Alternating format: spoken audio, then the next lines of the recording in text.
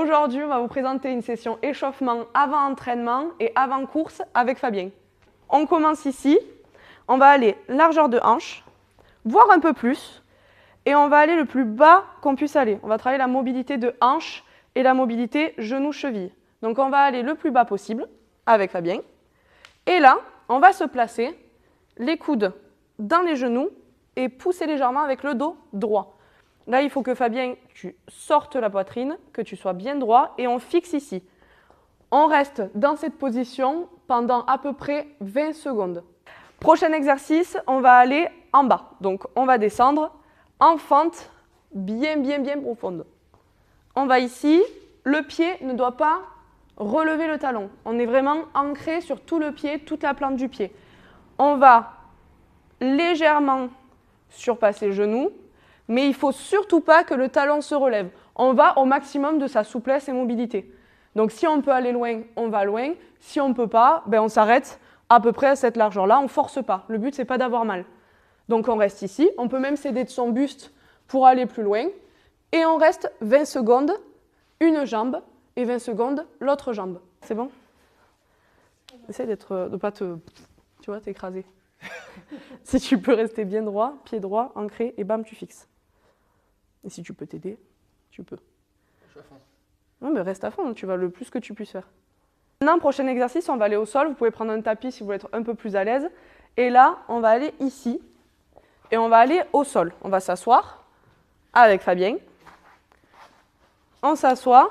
Si on est souple et agile et mobile, on peut se permettre d'avoir la jambe en angle droit. Par contre, si on est un peu moins souple et on est un peu raide, comme mon acolyte Fabien, on va bien rapprocher le talon du pubis et arriver ici, on va fixer le bassin et on est droit. Si on est un peu plus à l'aise, on peut lever le pied. Ça va là comme ça? C'est bon? Je suis bien. T'es bien? T'es sûr? Moi oui, après la position, je sais pas si elle est bien, mais moi je suis bien. Je vais regarder. J'ai pas trop forcé. Juste, il faut vraiment que tu décales ton bassin légèrement. Il faut que tu sois droit. Voilà. Il faut vraiment que vous soyez dans l'axe du bassin. Ça fait la diff, hein? Vous soyez vraiment dans l'axe et pas sur le côté. Sinon, c'est pas bon. Vraiment, on essaye d'être droit. On va maintenant faire une montée de cardio et travail un peu musculaire. Là, au début, on a travaillé tout ce qui est mobilité de hanches, genoux et chevilles. Maintenant, on va travailler au niveau tout ce qui est montée de cœur. On va chauffer un peu les épaules, mais pas dans l'excès, pour pas après être trop congestionné, pas pouvoir faire l'entraînement ni la course. Donc on commence aujourd'hui par des shoulder taps. Donc ce qui est important, c'est que quand on met les mains au sol, on met les mains hauteur, épaule. Donc ici on est droit, on est fixé et on envoie main puis main. Shoulder tap, ça chauffe. Vous faites une petite série de 20. Prochain exercice, on reste au sol. Cette fois-ci, pareil, les mains hauteur-épaule pour pas que ça soit trop en avant et que vous vous fassiez mal au niveau de l'épaule et trop en arrière que vous fassiez aussi mal à l'épaule. Donc, on reste toujours dans l'axe de l'épaule. Ici, recule un peu ta main, juste un poil. Là.